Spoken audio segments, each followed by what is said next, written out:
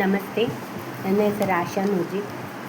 ರಾಮಸಾಂಗತ್ಯ ಎಂಬ ಕಾವ್ಯ ಸಂಕಲನದಿಂದ ಸುಂದರಕಾಂಡವನ್ನು ನಾನು ಜಾನಪದ ಶೈಲಿಯಲ್ಲಿ ಪ್ರಸ್ತುತಪಡಿಸುವೆ.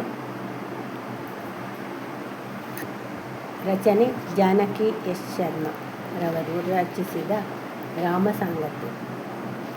ಮುಂದುವರಿದ ಭಾಗ. ಸಮಾಧಾನವು ಭೇದವಿಲ್ಲಿಗೆ ಸಲ್ಲದು, ದೌಷ್ಟ್ಯವೇ ತುಂಬಿರಲಿಂದು. ದಂಡ ಒಂದೇ ಮಾರ್ಗವೆನ್ನುತ್ತ ಹೊರಟಾನು, ಧನುಜಾರ ಮರ್ದಿಸಲೆಂದು. ಚಂಡಾರೂಪವ ತಾಳ್ದ ಮಾರುತಾನಂತೆಯೇ ವನಭಂಗ ಮಾಡುತ್ತಾ ಬಂದ. ಹಸಿರು ತೋರಣಗಳ ಕೆಡವಿ ಹಾಕುತ್ತನಿಂದ ಶೃಂಗಾರ ಕುಟಿ ಮೇಲೆ ನೆಗೆದ. ಮದನನ ಶರಗಳಂತೆಸೆದಿದ್ದ ವೃಕ್ಷ ಸಮೂಲವ ಕಿತ್ತ. ಪಲ್ಲವಿಸಿದ ತರು ಶಾಖೆಗಳಲ್ಲಿದ್ದ ಫಲವ ಪುಷ್ಪಗಳ ತರಿದಿಟ್ಟ. ವಾಯುಕುಮಾರನ ಪದಘಾತಕ್ಕೊಳಗಾಗಿ ಕಳೆಗುಂದಿ ಹೋಯಿತು ತೋಟ. ಶೋಕದೊಳು ನರಳಿತ ಶೋಕದ ಮನವೆಲ್ಲ, ತಡೆಯದೆ ಕೋಡಗನಾಟ. ಕುತ್ಸಿತ ಕಾಮಿಯ ಪ್ರೇಮದ ವಾಟಿಕೆಯನ್ನು ನಿರ್ನಾಮಗೈಯುತ್ತ ಸತತ. ಲಂಕೇಶ್ವರನ ಭಾಗ್ಯ ಹನನಕ್ಕೆ ಮುನ್ನೋಡಿ ಬರೆದಾನು ಶ್ರೀರಾಮದೂತ. ಚಿಗುರಲೆ ಮೇಲುತ್ತಿದ್ದ ಚಿಗುರೆಗಳೋಡಿದವು, ಹಾರಿದವು ಖಗಗಳು ಚೆದುರಿ. ರಾಜಂಗೆ ವಾರ್ತೆಯ ತಿಳಿಸಿವೆ ಕಾವಲೊಳಿಸಿದ ಧನುಜೇಯರೋಡಿದರ್ ಹೆದರಿ.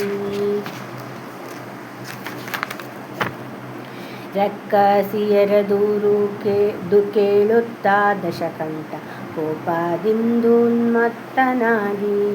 ಕ್ರೂರ ದಾನವರನ್ನು ಕಳುಹಿದ ಕಪಿಯನ್ನು ನಿಗ್ರಹಿಸುವ ಸಲುವಾಗಿ. ಮುದ್ಗಾರ ಪಟ್ಟಾಸ ಶೂಲ ತೋಮರ ಶಕ್ತಿಯ ಯುಧಗಾಳ ಕೈಯಳು ಪಿಡಿದು. 80,000 ಕಿಂಕರ ಕೂಳರು ಬಂದರು ಸದೆಯಲಿಕ್ಕೆಂದು. ಸರ್ಪವ ಹಿಡಿದಿಹ ಗರುಡನಂತೆಯ ವೀರ ಮಾರುತಿ ಶಂಶೋಭಿಸುತ್ತ. ಹೆಬ್ಬಾಗಿಲಲ್ಲಿದ್ದ ಪರಿಗಾವ ಸೆಳೆಗೊಂಡು ಬಡಿದಾನು ತಿರುಗುತ್ತ. ಕಿಂಕರನು ಕೊಂದು ಕುಲದೈವನ ಆಲಯವನ್ನು ಮುರಿದಿಕ್ಕಿದನು ಭಜರಂಗಿ. ಬೃಹದಾಕಾರವ ತಾಳಿ ಮತ್ತಷ್ಟು ಕೂಳರ ಸಂಹರಿಸಿದನುಗ್ರನಾಗಿ. ಲಂಕಾ ಪ್ರಧಾನಿ ಪ್ರಹಸ್ತನ ಪುತ್ರನು ಜಂಬೂ ಮಾಲಿಯು ಬಂದ ದುರಕೆ. ಅಸಮಾನ ಶೌರ್ಯದಿ ಮಾರುತಿ ಸೆಣಸುತ್ತ ಕಳುಹಿದ ಶೈಮಿನಿ ಪುರಕ್ಕೆ. ಮಾರ್ಮಾಲೆಯತ್ತೇಳು ಮಂತ್ರಿಕ ಕುಮಾರರು ಬರಲಾಗ ಪವನ ಜನೆಡೆಗೆ. ಸಾಯಕಗಳ ಕೂಡಿ ಕಾದಾಡಿದವರನ್ನು ಬಡಿ ದೊಗೆದನು ಭುವಿಗೆ. ದರ್ದೂರ ಪ್ರಗಸಾದಿ ಸೇನಾ ನಾಯಕರನ್ನು ನೇಮಿಸಿ ಕಳುಹಾಲು ರಾಜ. ಮುಖ್ಯಂತೂ ಬಂದಿದ್ದ ರಾಕ್ಷಸ ಸೈನ್ಯವ ಮುರಿದಿಟ್ಟ ಮಾರುತ ತನುಜ. ಹೆಬ್ಬಾಗಿಲಿನ ಬಳಿ ಪ್ರಳಯ ರುದ್ರನ ರೀತಿ ಕುಳಿತಿದ್ದ ಹನುಮಾನ ಕಂಡು. ತದುಕ ಕಾಲು ಸಾರಿದ ನಕ್ಷ ಕುಮಾರನು ಬಿಲ್ಲು ಬಾಣವನೆತ್ತಿಕೊಂಡು. ಗೌರವ ಭಾವದಿಂ ನೋಡಿದ ನಕ್ಷನ ಬಿಲ್ಬಾಲ್ಮೆಯನ್ನು ಮೆಚ್ಚಿಕೊಳ್ಳುತ್ತ. ದೈತ್ಯನ ಹಿಡಿದೆತ್ತಿ ಸುತ್ತಿ ಮತ್ತೊಗೆಯುತ್ತ ಹತ್ಯೆಗೈದನು ಹನುಮಂತ. ಶೃಂಗಾರದಾಗರದುದ್ಯಾನವದು ಮಸುಕಿತ್ತು ಸುಡುಗಾಡಿನಂತೆ.